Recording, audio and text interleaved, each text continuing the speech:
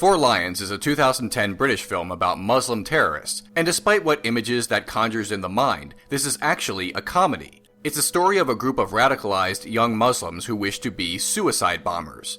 Omar is deeply critical of Western society and imperialism. Waj is a slow-witted friend of Omar's. Faisal is a comparatively innocent man, and Barry is a white man who converted to Islam but clearly does not understand his religion very well.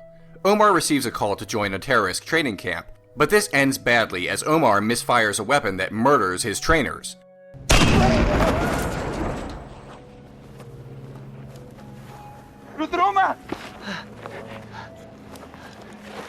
The Arabs! The Emir! Upon arriving home, he lies and says everything was a success, and that he is now a fully trained suicide bomber and is ready to die for their cause, whatever that is. Back in England, Barry insists that they bomb a mosque as a way to radicalize the moderate, peaceful Muslims. Omar thinks this is ridiculous, and it is, and suggests bombing the London Marathon instead. On the day of the race, they put on mascot costumes to conceal their explosives. Omar as the honey monster, Waj as a man riding an ostrich, Barry as a teenage mutant ninja turtle, and another character, Hassan, as an upside-down clown. But not anymore! You're real, but not anymore! I don't understand! Have you got a bomb? Yes, but it's not gonna go off! How do I know that? Look! After a series of misfortunes, they all die. A news broadcast tells us that the rocket that Omar misfired actually killed Osama bin Laden. The history of terrorism in the United Kingdom shares some similarities with that of America, but also has notable differences. Bombings related to the IRA were so out of control in Northern Ireland in the 1970s and 80s that laws called the Prevention of Terrorism Acts were passed to give emergency powers to the police. In the 21st century, the UK, like America, has been the target of religious extremists, such as with the 7/7 London bombings that killed over 50 people and injured countless others.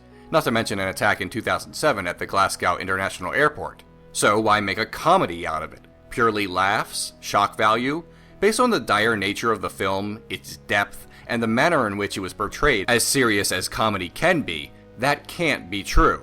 There is more here. Chris Morris, the co-writer and director of Four Lions, explained in an interview.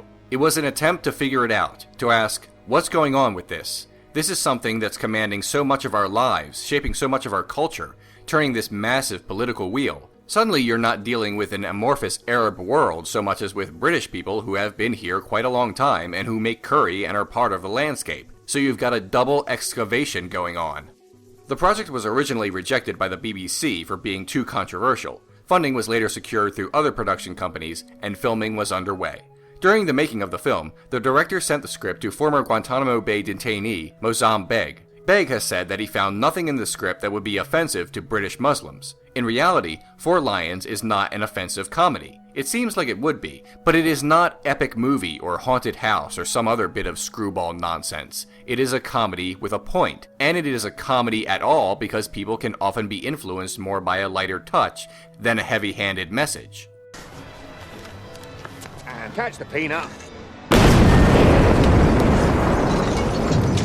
Four Lions is certainly not the first, nor will it be the last thing that satirizes extremism. A new brand of jihad satire, as it is called, has come into the public consciousness in the past 2 decades. Satire is not just a way to get people to laugh at our strange world, it's a means to diffuse a problem or shine proper light on it.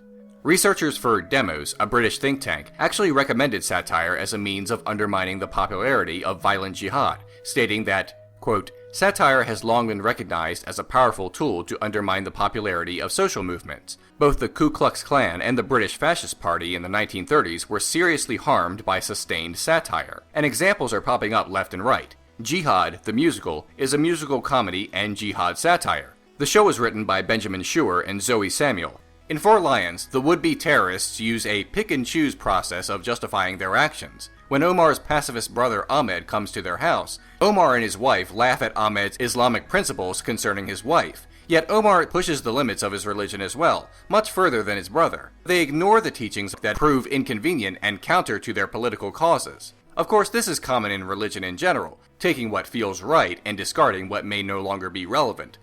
No, you killed him. No, you killed him. No. You heard what he said. You killed him more. I thought it was a good thing he died, wasn't it? Isn't he a martyr? It's a good thing, right? The group is shown to be completely misguided.